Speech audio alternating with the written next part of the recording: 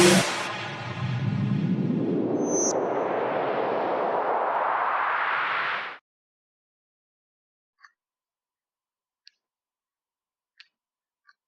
Students, कैसे हैं आप सभी।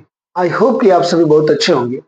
तो आज की क्लास में हम लोग nth टर्म फाइंड करेंगे कि nth टर्म होता क्या है, इसका फॉर्मूला क्या है, और उसके जस्ट बाद हम लोग एक्सरसाइज 5.2 के क्वेश्चन का डिस्कशन करेंगे।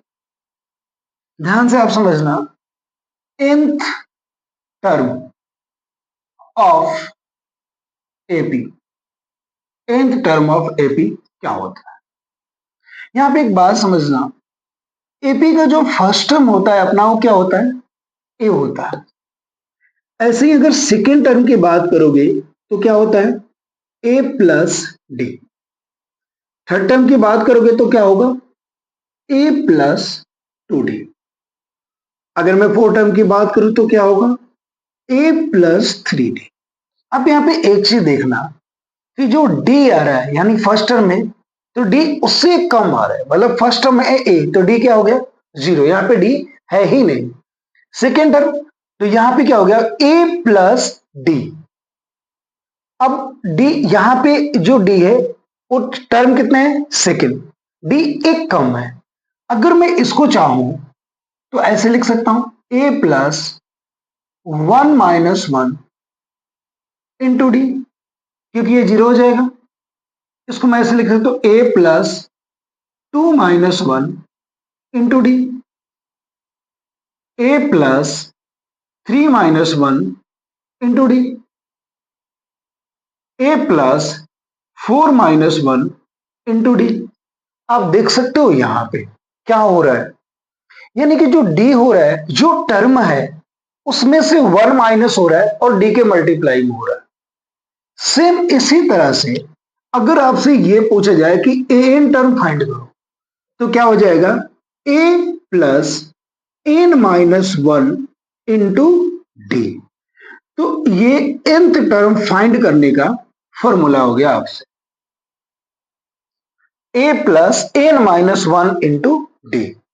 अभी अभी मैं ये एक्सप्लेन किया हूं आप लोगों को कि ये जो फॉर्मूला आया है ये कैसे आया है, यानी कि जो टर्म है, इन टर्म है, तो उसमें से 1 माइनस होगा और वो डी से मल्टीप्लाई होगा। अब आपको जितने भी क्वेश्चन मिलेंगे उस सारे के सारे क्वेश्चन इस फॉर्मूला पे बेस मिलेंगे, और इस फॉर्मूला पे बेस सब सारे के सारे क्वेश्चन को अपने को क्या करना है, सॉल्व करना है। अब एक चीज और मैं आपको एक्सप्लेन करता हूं, ध्यान से आप समझना। अभी अभी जो मैं आपको फॉर्मूला एक्सप्लेन किया हूं ये क्या है, n equal to A plus n-1 into D.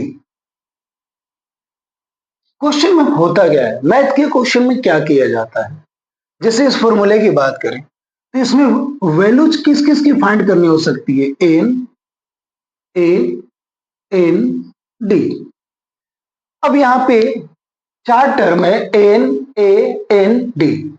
अब क्या होगा कि अगर आपसे कोई भी क्वेश्चन पूछा जाए, कोई भी क्वेश्चन पूछा जाए इस फॉर्मूला से रिलेटेड, तो इन चारों में से कोई भी 3 वैल्यू क्वेश्चन को देना पड़ेगा। क्वेश्चन में गिवन होगा, अगर क्वेश्चन में गिवन नहीं होगा कोई भी 3 वैल्यू, तो कोई भी इस क्वेश्चन को नहीं कर सकता, ये आप ध्यान रखना। यानी कि क्वेश्चन में 3 वैल्यू तो देनी ही होगी, चाहे आप एन दो या एन डी दो, इन चारों में से कोई भी 3 वैल्यू आपको गिवन मिलेगा और एक फाइंड करना होगा। ये बात आपको ध्यान रखना है, और हर एवरी कंडीशन में, एवरी सिचुएशन में आपको यही फॉर्मूला अप्लाई करना है। अब बट आपको क्या कर देना है, कैलकुलेशन कर देना, आंसर अपने आप आ जाए। ये बात आप ध्यान रखना। मैं एक एग्जांपल ले रहा हूं और आपको एक्सप्लेन कर रहा हूं, ध्यान से समझो आप। एक एग्जांपल लेते हैं, जैसे मान लो क्वेश्चन है जिसमें आपको ए दे दिया 5, डी आपको गिवन है 3 और एन आपको गिवन है 10। अब आपसे ये पूछ रहा है कि इसका एन टर्म फाइंड करो। तो ये 3 डाटा आपको गिवन है या क्वेश्चन में दिया हुआ रहेगा। अब क्वेश्चन क्या होता है कि कुछ क्वेश्चन में जो वैल्यू होता है डायरेक्टली गिवन होता है, कुछ में इनडायरेक्टली गिवन होता है। तो उसको आपको समझना होता है कि कौन सी वैल्यू किस वे में गिवन है, उसको पकड़ना होता है और उसको लिखना होता है। उसके बाद ये चेक करना होता है कि क्वेश्चन में पूछ क्या रहा है। बस इतनी चीज आप कर लोगे ना तो आपको क्वेश्चन में प्रॉब्लम नहीं आएगी। अब एन निकालना है तो आप क्या करो, फॉर्मूला अप्लाई करो, A plus N minus one into D. N क्या है, 10 है, तो ये 10th टर्म हो जाएगा ए 5 plus 10 minus one into D क्या है 3। अब आप कैलकुलेशन कर दो, 5 प्लस 10 माइनस वन क्या होगा 9 इंटू 3 5।